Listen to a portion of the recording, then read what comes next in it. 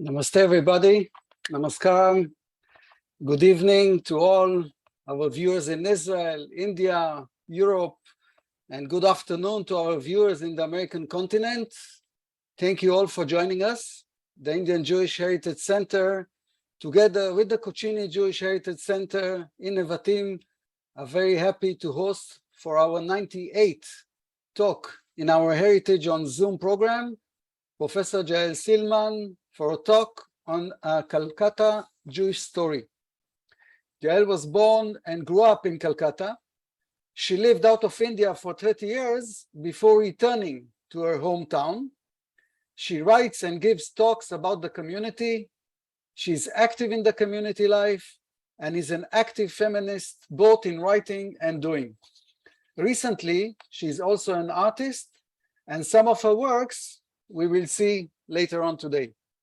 Professor Silliman, the cathedra is yours. Thank you so much, Avner. Let me say a huge thank you to everybody for being here and to the Heritage Center for hosting this talk. I'm greatly honored to be here, and I really admire the work of the Heritage Center because they're doing an amazing amount of work to bring our joint Indian Jewish heritage to national and international attention. I wanted to talk about the Calcutta Jewish community, but I want you to know that there are three major Jewish communities in India, or were three major Jewish communities in India. And this also has been expanded to a fourth community, the Bene Menashe, and a fifth community is also hoping to become a new Jewish community in India. Can we go to the next screen? This is an older map, and it shows you the different communities of India. We have on the west coast, the Mumbai community, which is the Bene Israeli community. In the south, in Kerala, is the Cochin Jews. On the east, as us, the Baghdadi Jews, but we were also in Mumbai and Pune, and up and down the Gangetic Plain, and also stretching across the port cities of Asia. On the border of Thailand and India, in the northeast of India, we have a new community, the Bene Menashe. Can we move to the next screen, Avner? I have this picture here, which is a painting of mine, because paintings actually can say so much. And this painting really is a painting of the Cochin Jewish community, which I painted. The synagogue over there, I took an image from the Kodavubangan synagogue, which was a traditional Cochin Jewish synagogue. They were the first Jews who came to the Cochin coast, who were joined later by the Paradesi Jews who were fleeing from Europe and are known for their beautiful synagogue, the Paradesi synagogue, which is why I have the beautiful tiles, the willow tiles of that synagogue flying in the sky. And we have this picture of this young flute-playing girl. And the legend goes, and this is a legend told by Nehru and also by Dr. Rajendra Prasad, and more recently by Shashi Tharoor, that there was a young Jewish girl playing a flute who welcomed St. Thomas to Cranganore, Kerala, in about 52 AD. Next slide, please.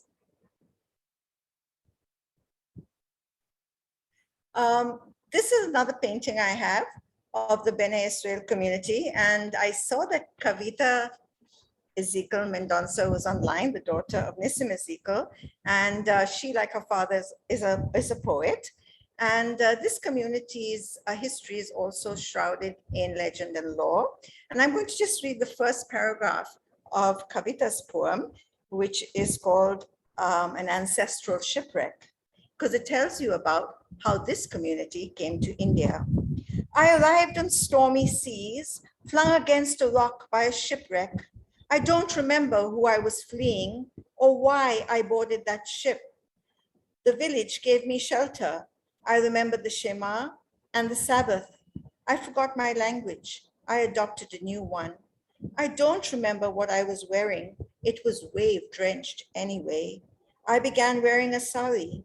The men remembered their professions. They remained oil pressers. They did not work on Saturdays. The villagers called them Shanwar Telis. We ate like the locals. So that's the story, very beautifully told, by Kavita about the Bene Israeli community. As you will see over here, the Bene Israeli community who lived on the Konkan coast dressed and ate like the locals and were quite distinct in their cultures. Next slide, please. I'm going to be talking about the Baghdadi Jews. That is my community. And I want to say a little bit about the community before we talk about the particular first person who came to Calcutta. I think we'll be focusing on Calcutta, but we can't really understand Calcutta in isolation because the Baghdadi community was a multi-centered circuit of traders that stretched from Basra to Shanghai and westward to London. Along this, what I call Jewish Asia, there were many key port cities where Baghdadi businessmen like Shalom Cohen, who was the first Jew to come to Calcutta, started their trading and business enterprises and became a very strong economic force across Jewish Asia. They were interconnected by the sea, they were integrated by the sea. Goods moved up and down this community. People moved up and down this community. People went to Shanghai to get a marriage partner. People from Calcutta would go to Rangoon for a bar mitzvah. If they wanted to get any clarity on religious law, they looked to Baghdad. So whilst Baghdad was a religious center, they flexed their muscles in places like Shanghai and Calcutta and Bombay, which were economic engines of this community. They also had newsletters, which were used, like the Peria magazine, up and down what we call Jewish Asia. So to understand the Calcutta Jewish community, we have to realize that they were sustained by communities elsewhere, and members of these same families not only lived in Calcutta, but they could send an emissary from their family for a business or trading enterprise to Rangoon or to Shanghai or to Bombay. And so you have Sassoons in Bombay, you have Sassoons in Calcutta, you have Sassoons in Shanghai, you have Kaduris in Calcutta, you have them in Hong Kong. So the same large families were in all these different port cities and actually had a very unique and distinct culture, which is why I call them a very privileged trading diaspora. They were a community that did exceedingly well in the 19th and 20th century in Asia. So let me start with Shalom Aaron Cohen, who is actually my ancestor, and I'll show you the family tree later because Avner encouraged me to bring family and personal history into the talk. He came to Calcutta from Aleppo, Syria. As many of you know, we call ourselves the Baghdadi Jews, but we're not really all from Baghdad. We come from all over the Middle East. And as I said, the first settler was from Aleppo, Syria, who came first to Surat on the west coast, which was an important trading center, and then realized that economic opportunities lay more eastwards in Calcutta, which was the second city of empire. And it was there that he thought he should start his business. So after coming to Surat, he moves to Calcutta and actually dies in Calcutta in 1836. So let me tell you a little bit about this first settler. Next slide, please, Avner. This is really not a picture of the first settler. This is a picture of his son-in-law, a portrait, because we don't have a photograph of the first settler. What we do have, and which my brother has recently been able to do a translation of, is his diaries, which he wrote, which was called the Sefer Navruz, which stretches from the period about 1784 to 1834, when he passes away. And in this diary, which is written in Judeo-Arabic, which has multiple calendars. He uses the English calendar, the Arabic calendar, as well as the Hebrew calendar. And he talks about his various business enterprises. Shalom Cohen actually was a court jeweler. He was a trader in precious gems and jewelry. And the legend goes that he actually weighed the Kohinoor diamond. Well, he didn't. He was a court retainer to the Maharaja of Lucknow and also to Maharaja Ranjit Singh. And apparently Ranjit Singh called this wise Jewish jeweler to his court to weigh his most precious diamond, which we all know now sits in the Queen's crown. It was the Kohinoor diamond. And he asked him, okay, tell me what this diamond is worth. And Shalom HaKohen looked at him and said, this diamond has no value or price that I can put on it. And so Ranjit Singh said, what do you mean? He said, this diamond will never be sold. It'll either be waged in war or taken in battle. And that's exactly what happened. Now, Shalom HaKohen, I said, was a wealthy trader. What I also found out recently reading more about him is that he actually even had slaves in his large retinue. And in those days, up till about 1850, when slavery was banned, many Jews had slaves. And the slaves had special names. They were called meshurar, okay? And they were manumitted after 7 years. So this Shalom Cohen, who came to Calcutta in 1796, made enormous fortunes, and other traders and people from the Middle East thought they could make fortunes too, and they came to India. So by about 1826, there were already about 50 Jews in Calcutta, and by 1850, the community had significantly grown. It was his son-in-law, who you see here, Moses Jael Cohen, who was really the builder of the Jewish community. So while Shalom HaKohen was the founder, it was Jael Cohen who built the rubric and the infrastructure for the community to flourish at many levels. Next slide, please. He was the builder, for example, of the Nevi Shalom Synagogue. The Nevi Shalom Synagogue, which still stands today, is the humblest and smallest of the three synagogues, and both the oldest and the newest of the synagogues. So how do you explain that? This synagogue that was built in 1826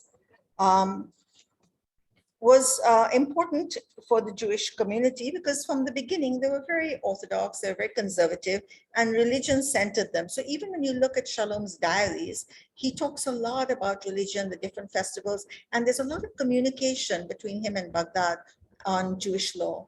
We never really had rabbis in the Jewish community until we had Rabbi Ezekiel Masleh in the 50s, is because these Jewish people who came from the Middle East were so learned themselves that they could run their own institutions with sometimes getting support, religious support from Baghdad. Now, this synagogue that was built in 1826 was a traditional Baghdadi synagogue. Can we see the next slide, please?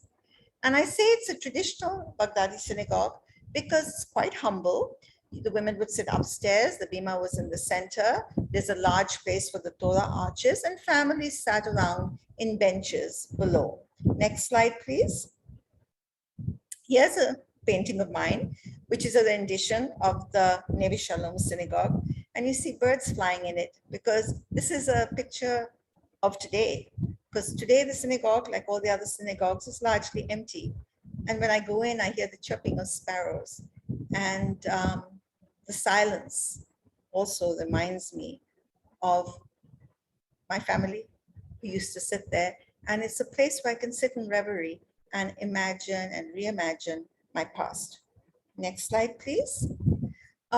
Today, the synagogue, like the other three synagogues, they all sit cheek by jowl in a very crowded area of the city because the Jews settle in what we call the gray area of town. Calcutta was divided into three areas. The gray area was where many of the traders like Shalom HaKohen lived. In fact, he first rented a hall before he made the synagogue from an Armenian who were among the first settlers of Calcutta. Calcutta was a very cosmopolitan city. It had Jewish traders, Armenian traders, Greek traders, Portuguese traders, Middle Eastern traders, Chinese traders, because all of them were coming to Calcutta, this mercantile city, to build their fortunes. And the gray area of town next to the docks was the bustling area of town where the Jewish community and other communities like them, the minority communities, lived. There was also north of that what we called the black area of town, where the natives supposedly lived. And of course, the natives were also very wealthy. Some of them had very large and beautiful homes. And in fact, Calcutta was known for these very beautiful zamindari landowner palaces. There was also the white area of town where the Europeans lived. But the synagogues and the Jewish community, when they first came, lived in the gray area, which has now become the commercial heart and still is the commercial heart of the city, and is surrounded by what we call Bar Bazaar, huge marketplace. And so in this image, I actually show you how the synagogue is this zone of peace and quiet amidst a bustling bazaar selling jewelry, pots, pans, cups, saucers, and outside, just when you leave the synagogues on the steps, it's hordes and hordes of people, but it does still remain this sort of very quiet space within a bustling city. Next slide, please. Now this synagogue, 1826, I told you it was built. It came down later in 1886, and I'll explain why shortly, and was rebuilt again in 1912, which solves the mystery, which I started with, which said that the Neve Shalom was both the newest and the oldest synagogue of the community. Well, this bustling community continued to expand rapidly over time. And in 1856, this small synagogue was not enough to contain the rapidly growing population of Jews. And so several richer Jewish community members bought the land and organized a much larger synagogue to be built. And this synagogue is called the Beit El Synagogue, also in the same area. I like to think of this synagogue as the queen of synagogues because it's tremendously graceful and still a very beautiful place. The next slide, please. Here you'll see a picture of the interiors of the Beit El Synagogue. And you can see already it's quite shifted from the simplicity of the Neve Shalom to a much more grand place because the Jews were beginning to already become a very wealthy community. And you can see over here, it's already beginning to absorb other cultural influences that the Jews saw all around them. So there's just opposite the Neve Shalom, for example, is the Portuguese church. And the Armenian church is a stone's throw away. So is St. John's Cathedral. So they saw these soaring pillars, they saw the stained glass, and they thought, why not? We can incorporate these stylistic elements into our synagogue. The next slide, please, is a picture again of the Beit El. Next, please. The Beit El is actually the most complete of the three synagogues. It has a wine cellar underneath because kosher wine was made over here. It had a matzah board operated over here. It was here that the matzahs were made and supervised by the matzah board to see that everything was done under supervision, and matzahs were sent to community members as needed during Pesach. It also had its own mikvah. So the Beit El is actually the only synagogue in Calcutta which has these several dimensions to it. And here I have this picture of this urn because we still have about 12 or 14 of these urns that come from all over the Far East, because again, you see the trading between the different Jewish communities and you see it in the grounds of the synagogue itself. The next slide, please. This is my rendition of the Beit El Synagogue. And here you can see I have included the wine cellar, which of course you don't see, it's underground, but in my painting it's very visible. And you see the matzahs and the matzah rolling pins right at the top. And this is still a very empty synagogue. And here still the sparrows chirp. Next slide, please. I forgot to tell you that this Beit El Synagogue was built in 1855. The grandest of the synagogues and the largest synagogue in Asia was built in 1884. So you can see in this very short period of 80 years, we go from the Neve Shalom to the Magen David Synagogue, which is the largest synagogue in Asia. Now, there's another Baghdadi synagogue in Pune, the Ohel David Synagogue. And they say they're the largest. I'm not sure how you judge which is the largest. Is it by the grounds or by the interior of the synagogue? I know Ohel David has the larger grounds, but both these Baghdadi synagogues are truly grand. And the Magen David is called the Lal Girja. For those of you from India, you know, Girja means a church and Lal is red. It's red and stucco in color and yellow. And they call it girja because it has a steeple. Now, most people don't think of steeples when they think of synagogues or Baghdadi synagogues. But the Calcutta Jews who are becoming increasingly wealthy, and this was built by the Ezra family, which had already become sort of a very big tycoon business person in Calcutta, saw the steeples around, and they looked to Baghdad and they said, well, could we have a steeple in our synagogue? And they heard back from the emissaries in Baghdad, yes, you can have a steeple. There's nothing in halacha says that you can't have a steeple, but it must be higher in all the steeples around it. And so that's the story of how this grand Magen David got its steeple. This beautiful Magen David, which had carriages and horses going in and didn't have electricity in 1886 when it first built, beautiful stained glass, no longer looks like this. When you see it today, you have to look up above and look for the steeple because all around it's covered by bustling shops and people, just like the Navy Shalom. And even to find the entrance, which has been encroached upon, is increasingly difficult. Next slide, please. This is a picture of the interior of the synagogue, which is truly beautiful. You can see it's got the main features, the bima in the center, the very large Torah arch. It has Castilian tiles near the ark. It has marble from Italy. It has the pillars from Mirzapur. The stone from the is from there. And that light that you see, the Ner Tamid, this red and gold lamp, was actually a 40-kilo silver lamp, which is now in a synagogue, a Baghdadi synagogue in Los Angeles. So you can see already the splendor, the wealth, the pomp of the Baghdadi Jews. Now, we have to stop for a minute and say, yes, they had an enormous amount of wealth, but how did they make their money? Actually, most of the fortunes made during this time, including by the Baghdadi Jews, was made in the opium trade. Okay, and the opium trade, let me read to you from my book, which has just been republished. Let me read a paragraph about it. The opium trade was dominated by Jews. The Indian farmer sold all his produce to the British government of India, which auctioned it to the highest bidder to the value of 5 or 6 million rupees annually. Then it was exported privately to Penang, Hong Kong, Shanghai, and Singapore, mainly in Chinese boats. Even the shipping of opium was almost entirely in Jewish hands.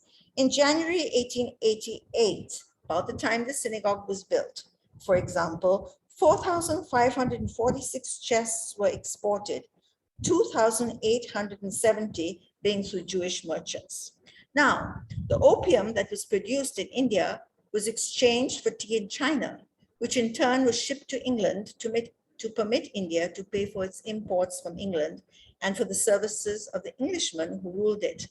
Many of the leading fortunes of all communities in 19th century India were made in this opium trade.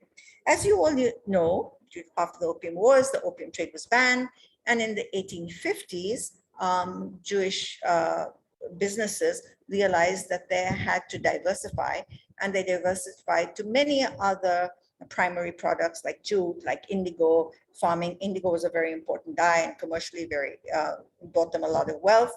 And they also had a lot of real estate and other businesses.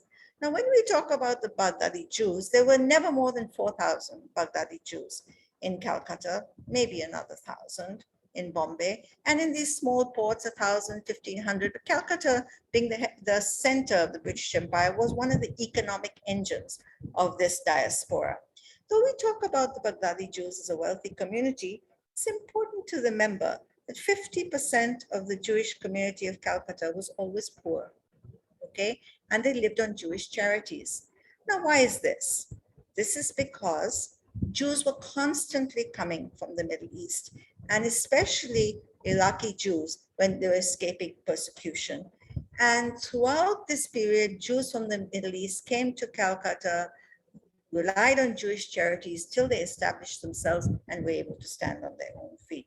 So whilst we're a wealthy community, like I always think India, this is extremely wealthy country. I always think it's a wealthy country with a lot of poor people. Similarly, the Jewish Baghdadi community was a wealthy community, but always had a lot of poor people. The next slide, please. Another beautiful view of the synagogue.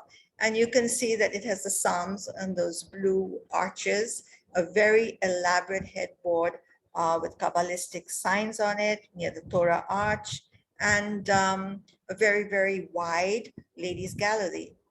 Next slide, please. Oh, but let me just say one thing before we move away from the Magen David Synagogue. When the Magen David Synagogue was built, the Navy Shalom was pulled down because they thought they would all be amalgamated into one large compound, and that would serve as the yeshiva. But you know how Jews are, when you have 3 Jews, you have 4 arguments and 5 fights. Well, the Jewish community was always also, a lot of struggles among different members of the community. And they didn't agree to changing the name of the Navy Shalom to the Magen David. And so this went to court for many, many years.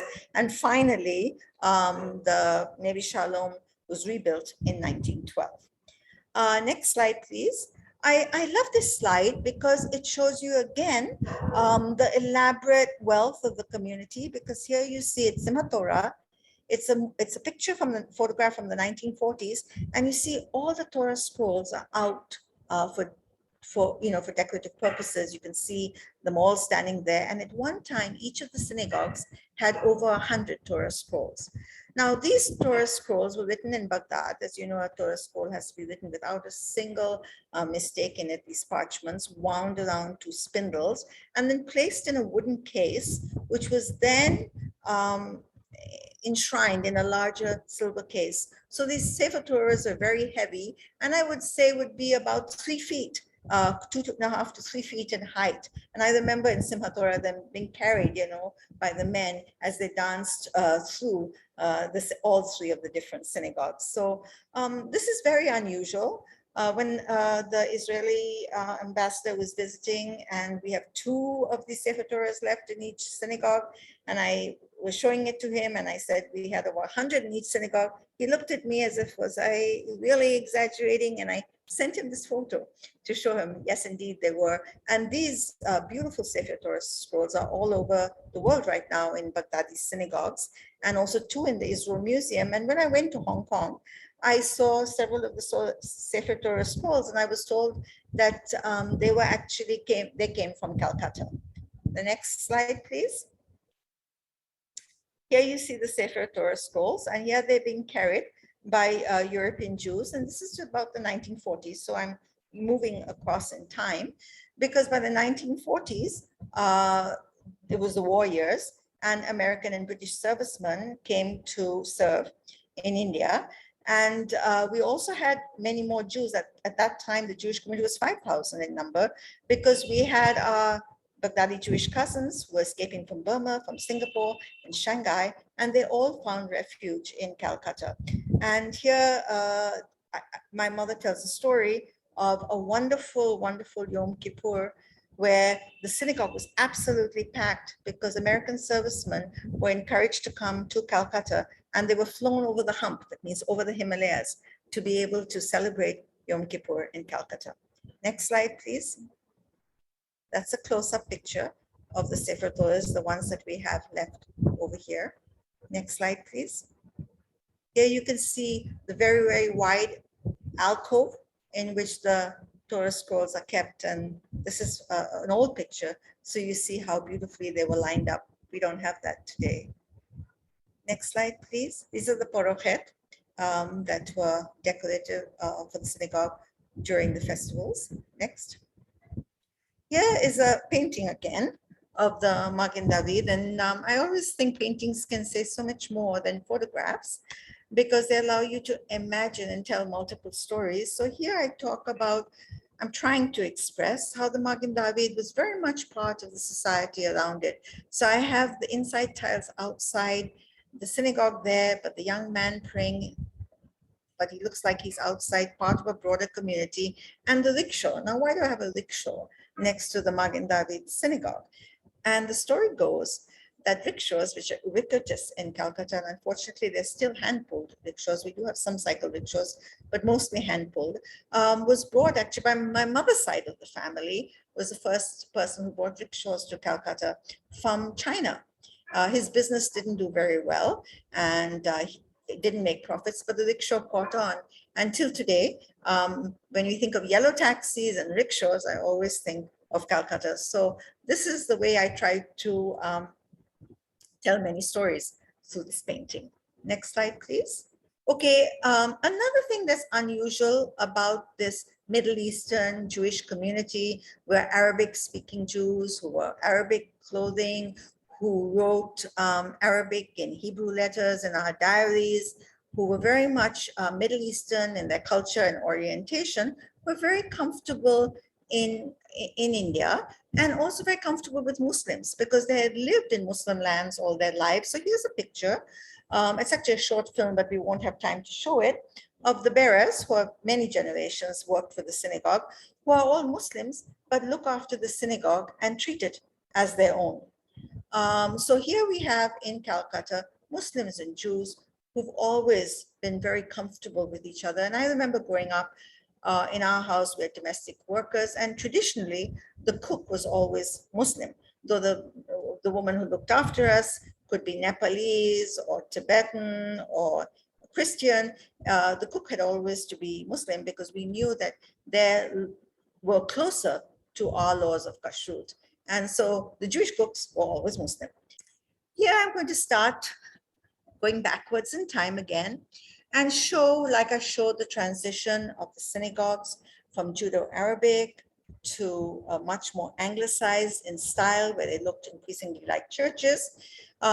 Here's some pictures from the late 19th century, where Jews were still dressed in Calcutta very much like they would have been anywhere in the Ottoman Empire. And I have written a book, which has been republished recently. It was written 20 years ago, that tells the story of 4 generations of women in my family.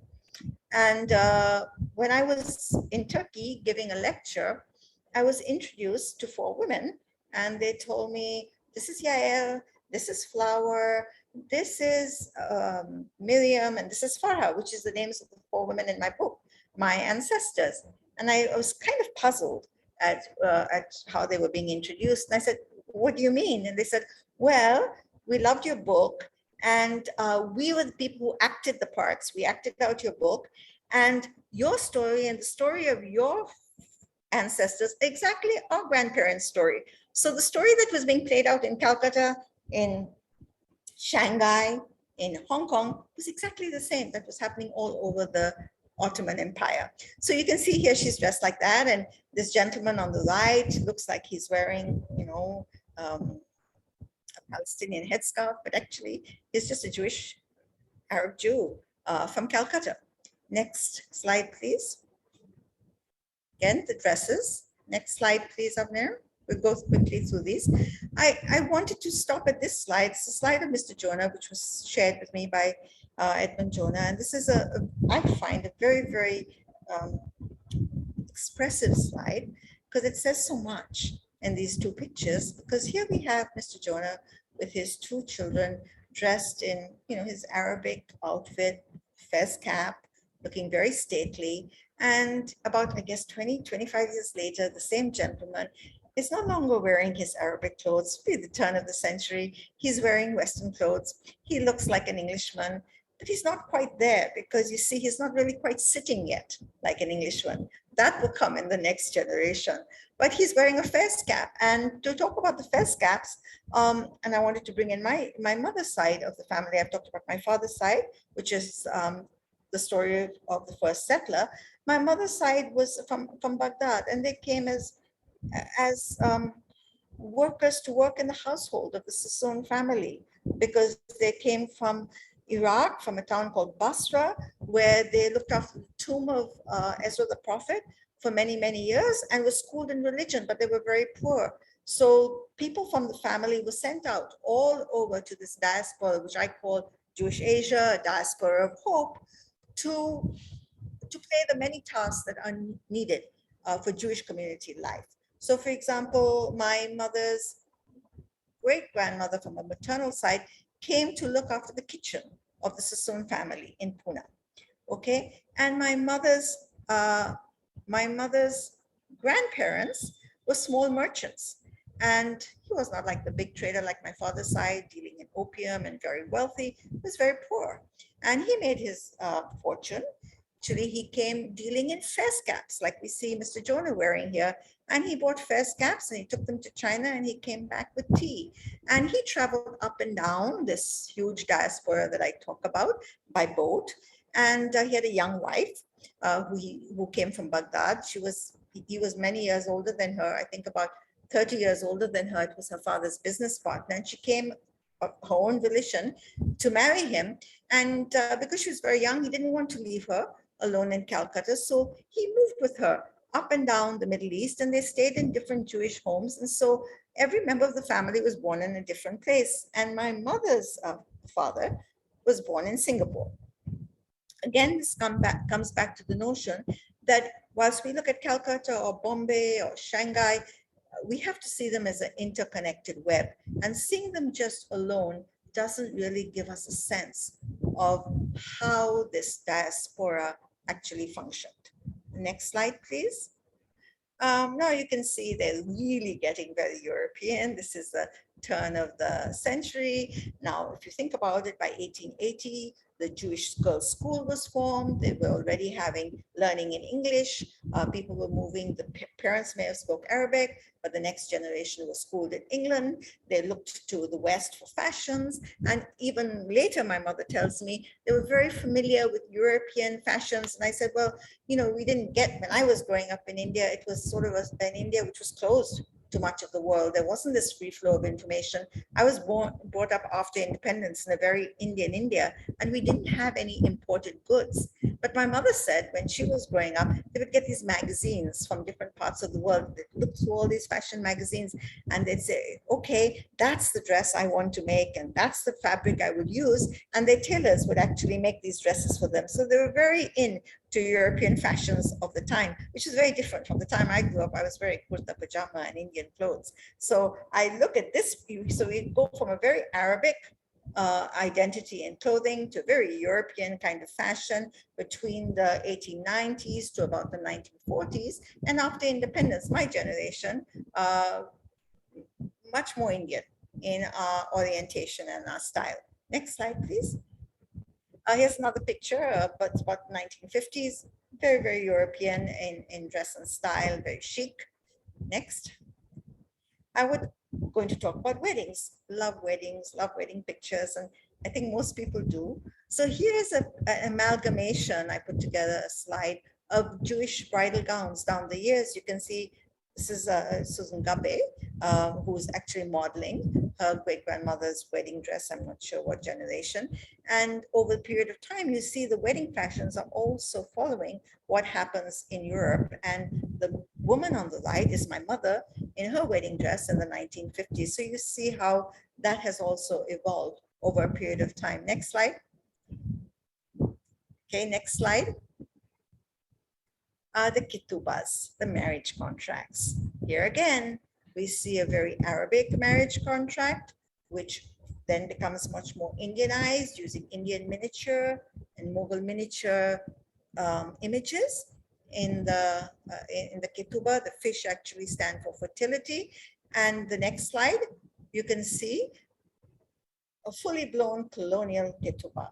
You know, you have the unicorn, the crown, the lion. So in every aspect of life, you see how they move and are able to be comfortable in all these various worlds. Next slide, please.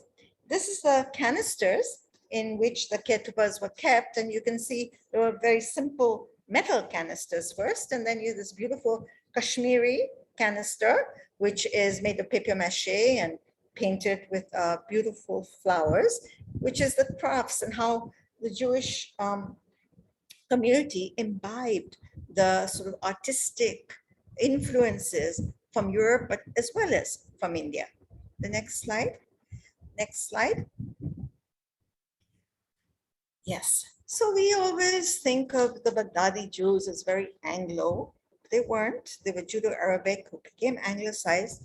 But what I think is important to remember, they were very successful in India because they were also very comfortable in Indian worlds. Okay, and this was a picture that Deborah Gabe shared with me. I should let you know right away that most of these photographs have been shared. They're among the thousands of images I collected for an archive, which I built over 10 years, called Recalling Jewish Calcutta, which got irretrievably hacked last year. But I still have the images. And so none of these are the images from my personal collection. They come from members of the community who are too numerous to name. But this is the Gabe family, a very wealthy family. And here you can see that they're very comfortable playing Indian music. And they look like any Bengali Indian gentleman would be during that period of time. But at the same time, they were playing piano at home. They were in symphony orchestras. They were very comfortable with Western music, but they also patronized the Bengali theater.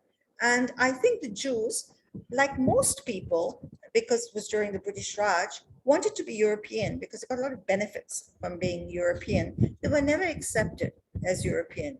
So they were Indian. Actually, they weren't Indian. If I would ask my grandmother what she was, she would say, I'm Jewish. And I'd say, yes, Gani, I know you're Jewish, but what kind of Jew are you? And she said, I'm a Jewish Jew. I'm Jewish. And for me, it was very easy to say I'm an Indian Jew. But for them, they weren't English. They weren't Indian, but they were comfortable in both worlds. Next slide. Next slide up there. Yes, just a second. Jael, in this picture, the guy on the right is actually smoking a hookah. Okay. Yeah, he's a hookah. Hookah was very commonly smoked up there. It was very, very popular. In fact, when I talk about my mother's grandmother, Farha, who came as a young girl of 15 to get married to Salah, the small trader in Calcutta, and she came to the docks of Kidapur to meet him and went home. One of the things she enjoyed most was sitting on her back veranda, and she and her husband used to share a hookah together, and that was very common. So it was not even only just the men who smoked, the women smoked too. I'm going to go through the next set of slides very rapidly because this set of slides is just telling you and showing you some of the sporting and the activities that were very popular. And I have this racing guide over here because the Jews loved racing. They were always at the races, whether they were wealthy and they owned horses and they were betting buildings, you know, that they owned. At the races, or there were small bet takers. For example, my mother's family and the women were more lower middle class. They would have on the races one Saturday, they would come on Friday night and they would take all their bets, you know, small little bets and play. So up and down the Jewish community, racing was very popular. The men loved weightlifting, and here's a very well-known weightlifter. They loved going to the zoo. It was a real outing that people enjoyed. In fact, in Calcutta, we have 3 synagogues. We have a cemetery. We have 2 schools. And we also have a couple of edifices, which at the zoo, there's the Gabe house and the Ezra house.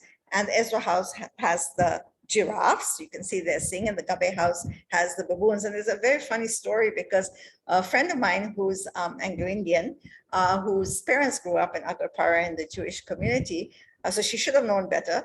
But she said to me, when the Gabe house was for the baboons, so she always thought the Gabes was a kind of baboon. And I said, no. They're really just the Jewish family that donated the space. And here you see the symphony orchestra, and the person who led the orchestra was Bunny Jacob. And they were very involved in also the Calcutta School of Music. Next slide, please.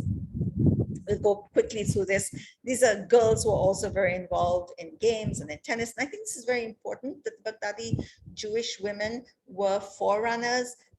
They set new professional and sporting paths for other women. So they were really leaders in the community. They played games and wore shorts when other Indian women weren't doing so. Next. This is one of the last pictures we have where there was still a substantial community in Calcutta, 1960s. And there was a club when I was growing up called the Maccabi Club.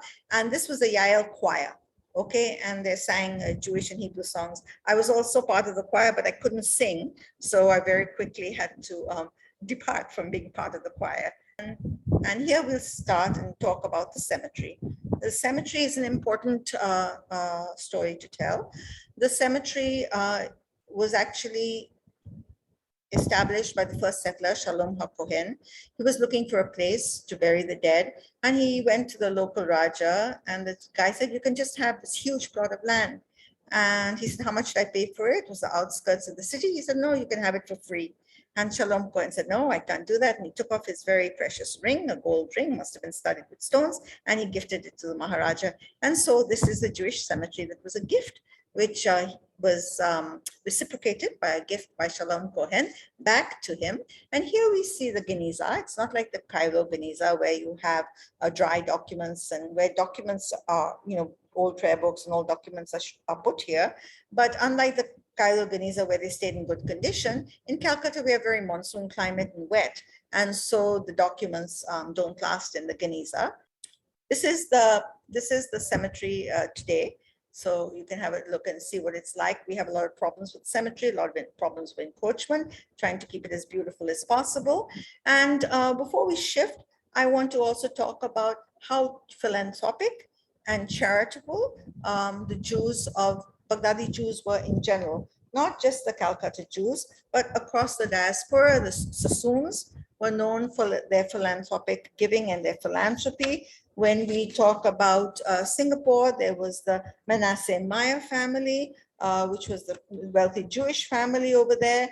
And he was a major donor to education and also the major donor to the Raffles College, which is now the National University of Singapore.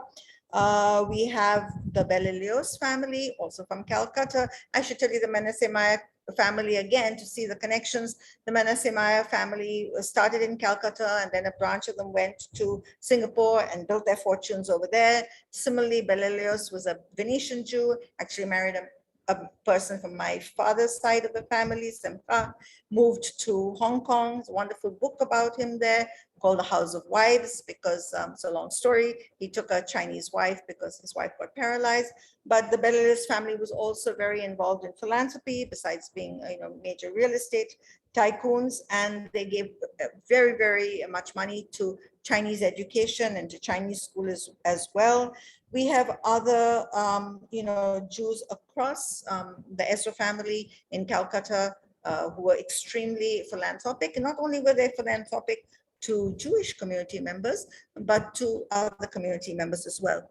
Now, so philanthropic were these Jews that we used to have emissaries coming from all over the Middle East and Europe looking for funding and money from the Jewish community, to the point where so many European Jews were coming looking for money, and they found a lot of the shaliyahs, they were called, were actually fake and didn't belong to, it couldn't be verified. And so there was a decision that the only verified people could come.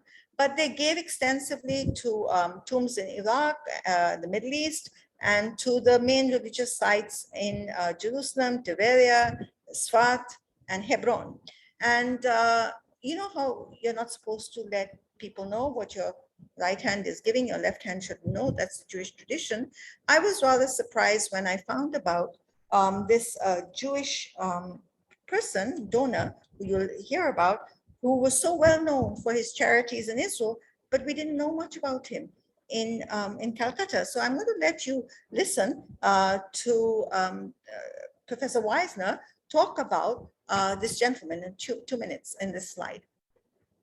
Can you play that, Avner? Good noontime. My name is Daniel Reiser from Israel.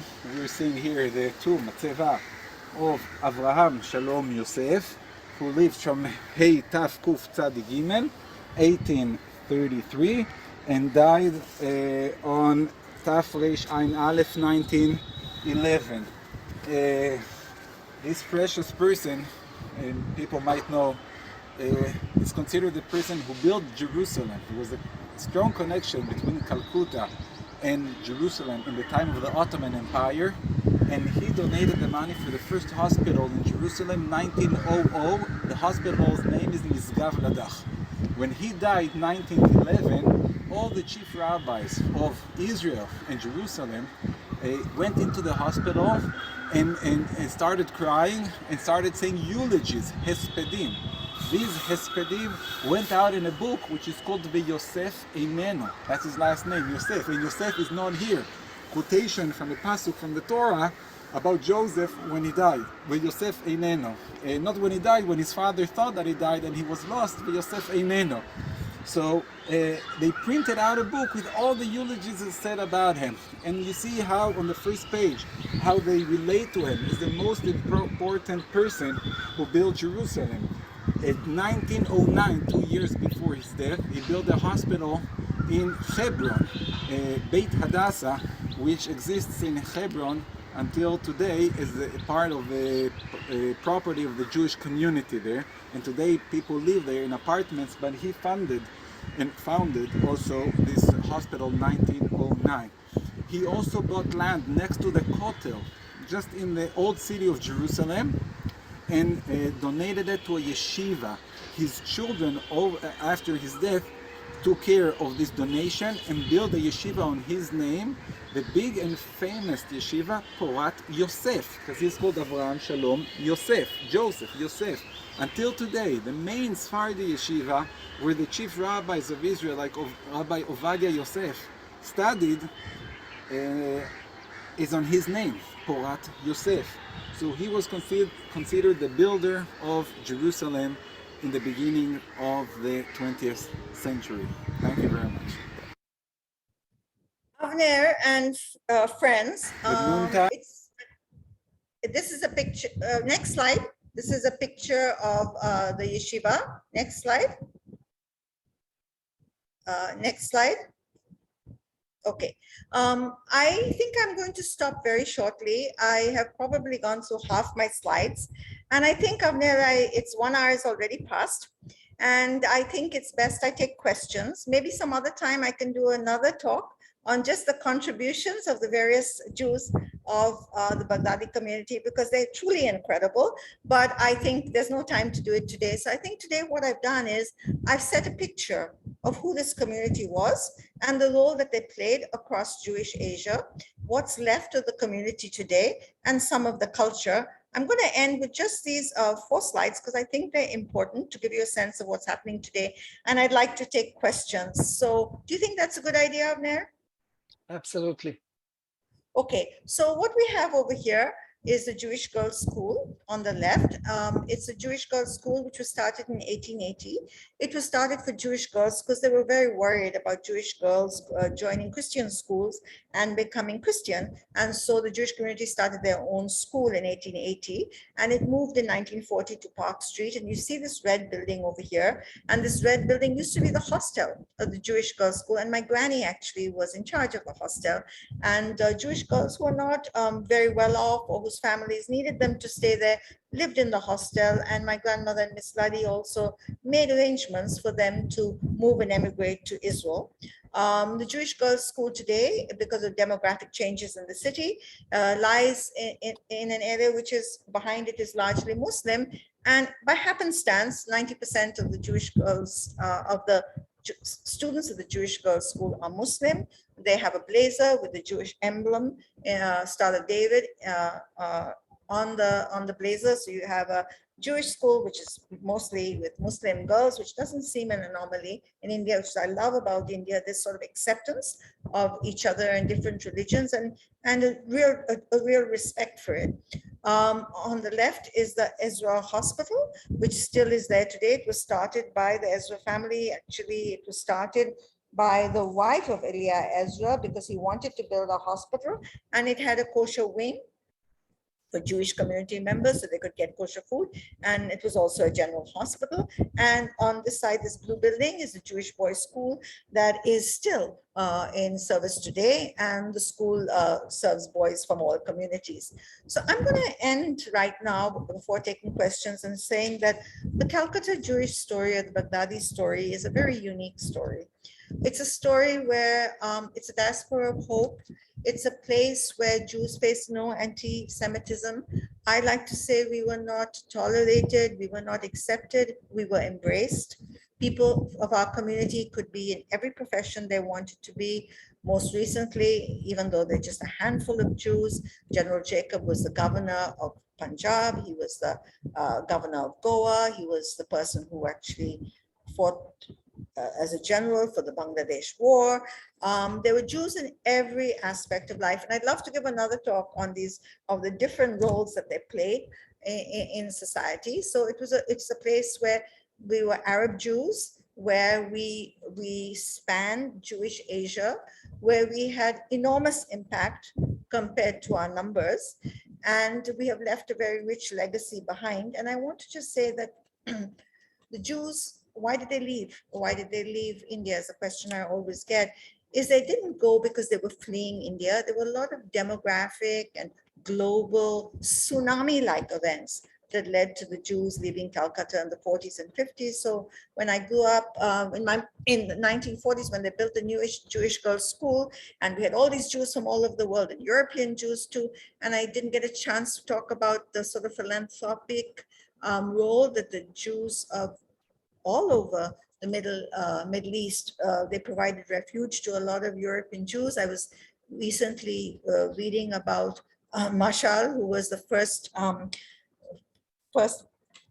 minister of Singapore and negotiated Singapore's independence. After he resigned, he started the Workers' Party. He also negotiated with China to release 400 Jews, which were being stopped in Shanghai. So we played an enormous role in terms of being a safeguard for Jews, European Jews across the world.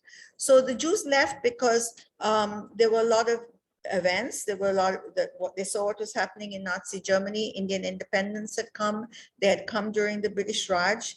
They had no idea what a new future was going to look like for them in India. Nehru was talking about socialism and the nationalization of banks. England said that anybody from India could take their money and from the Commonwealth countries and go to England. These young men, I showed you those soldiers, they were welcomed in Jewish homes. Some of them married Jewish girls. They went with them to Los Angeles and to England, and then they brought their families with them. And Jews also went, very few though of the Calcutta Jews, it was more the Jews from Cochin and Bene Israelis who went to Israel. A few went to Israel, the idealistic ones who believed in the Zionist mission. We supported Zionism, and there was a lot of funding for Zionism, but I think the Zionist life was very hard for some of the Iraqi Jews who are very urban people. And Australia opened up its policy, and they thought there were new economic opportunities in the West. And they were not just Jews, but minority communities and majority community members who left India during that time. And so by the 50s, by the time I was a young girl, I was born in 1955, there were only 700 Jews left in Calcutta. And today they're not even 30 or 35. But they never left because they had to. They chose to leave for economic opportunities because they always were a very mobile community. Here's a picture of my family tree. This is Aaron Obadia Cohen, the first person who comes to Calcutta, and then right at the bottom is my mother and my father, who are named over here. And I think this is kind of poignant because you can see 1, 2, 3, 4, 5, 6, 7, mine's the 8th generation, born and brought up in Calcutta.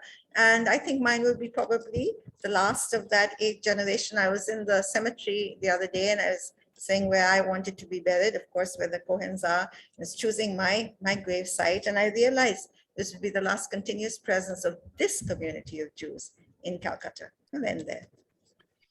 Great. Jael, you have a question from Ruth asking, were there any Bnei Israel Jews or Cochini Jews in the synagogues in Calcutta? Yes, there were a few. In fact, my aunt married a Cochini Jew, but that was kind of there. For the most part, our communities were pretty distinct and there wasn't much communication between them. Though when I look at Shalom HaKohen's diary, he goes to Bombay and he goes to Cochin, and there were some Cochini Jews who came to Calcutta. But on the whole, the Bombay Baghdadis were actually interacted much more with the Jews of Bombay, the Bnei Israel, and actually had not a very good relationship. The Baghdadi Jews tended to be arrogant and thought their form of Judaism was purer than the Bnei Israeli Jews, even though the Bnei Israel Jews were very, very educated, sometimes more educated than the Baghdadis, and they were definitely the majority. So there was tensions also between the communities, and there were a few, but mostly we were just Baghdadis over here. Okay. There's a lot of compliments in the chat. Ron wants to say something. Yes. Okay. First, Jael, thank you very much. I'll try to be with you in contact by mail. But I have a general question about the history. You know, the Baghdadi communities, they were wealthy and they're probably proud of their history. But somehow it seems like nobody was really doing some historical research about what happened with the Baghdadi, at least since the middle of the 20th century. There is any reason for that, such as a lack of sources, or it just because nobody really came to it yet? Well, actually, there's a wonderful book which I rely on heavily called On the Banks of the Ganges. It's no more. I read this book, I know it very well. It is wonderful. It has a lot of stuff by Rabbi Maslia. But it's a bit elder, like it's about 50 years ago. Yes, it is an old book. I have written actually and tried to write about the community. I've written articles, scholarly articles. There's a new book Shalva Jael has put together called The Baghdadis. I've also contributed an article there. And I also have written novels and worked with people on film, because I think you have to tell the story in many registers to many different kinds of people. But I think a lot more work can be done. And I'm very sad that I had this huge archive, which took 10 years to build, which brought in a lot of documents, music, recipes, culture, photographs, which got hacked irretrievably. But that was a huge resource and was widely used by the media, by the radio, by BBC, by New York Times, but it is What happened to this archive? It got irretrievably hacked. Somebody hacked it. Thank you, Yael. We haven't had a chance to meet yet, but I'm Diana Mingal's granddaughter and Rochelle Schubert's daughter, who were both Calcutta Jews. And I'll send you an email after this because I'd love to be in touch as I begin to do some research on this community myself. I have a question for you about Shalom Cohen and the Jews in early 19th century India who had slaves. And I was wondering if you could clarify who were these enslaved people? Are these enslaved people from East Africa, from West Africa, from India? How are they coming over? If you could tell more of that story. Yeah, I wish I could answer you. Can I unmute myself? We can hear you. Okay, I wish I knew more of that story. I was quite disturbed when I realized my family too, the Silliman family, also had slaves. We don't know. I don't know much. It's mentioned in Maslia's book, and somewhat native slaves. But I know when Shalom Cohen came to India, he came with slaves. Now, I don't know what they were. They were slaves in the Middle East. Came with slaves from the Middle East, but I want to, they were manumitted after 7 years. Some of them actually married Jews after that. The young slaves boy slaves were circumcised at 5 or 6, and they actually integrated and became part of the community. Okay, so I know, I don't know too much about it. I haven't seen too much written, but it would be great if people could do more research and find out more, because that came rather as a shock to me as well. Yeah, that's interesting. Do you know the fact that they were manumitted after 7 years? Is that something that's in Jewish law? That's Jewish law. Okay, Yeah, Jewish law. Okay, Yeah. great. I'll write you an email after this. Thank you so much. It's fascinating. Joy is wanting to mention that in Calcutta, there's still an Ezra Street and yes. Synagogue Street. Yes, and I didn't get a chance to show you, so maybe there's another chance to speak. They're beautiful buildings, which I'd love to show you pictures of, and iconic buildings. The most iconic building overlooking Government House, you have a glorious picture of Esplanade Mansions, Ezra Street, Synagogue Street, Belileo Street. It's Calcutta, and the Jewish presence is now very much there in the buildings, even though the buildings don't belong to us. And most recently, the police have been doing some wonderful renovations, and I'll be writing an article soon on a wonderful Menesim and Maya building, which has just been renovated, and it's really, really gorgeous old colonial building. And it was a commercial building that was handed over to the police in 1926, went into ruins, and now is just recently in the last 2 months redone, and really quite spectacular. But there are many spectacular buildings here. Thank you. I have another question.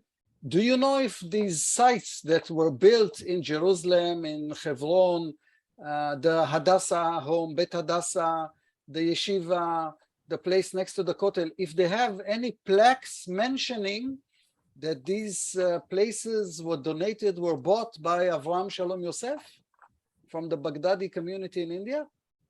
Actually, it came as a surprise to me, Avner. In fact, when Professor Eisner came to Calcutta, he contacted me and said he wanted to see this grave. And I said, who is this person? And he told me who he was. And that was, it came quite as a surprise to me. So I think a lot more work needs to be done on our community. And I hope the your cultural center that you're building and the museum will do justice to the heritage and legacy and culture of Indian Jews, our contributions, not only on the subcontinent, across Asia for the Baghdadis, but to Israel as well. And of course, I mean, I've talked about the Baghdadis, but you know, the Bnei Israels and the Cochin Jews were also spectacular in their achievements and contributions. And I'm really looking forward to seeing the work that you'll do to put this all on the map. Thank you. Thank you very much. Shabbat Thank Shalom, you. everybody.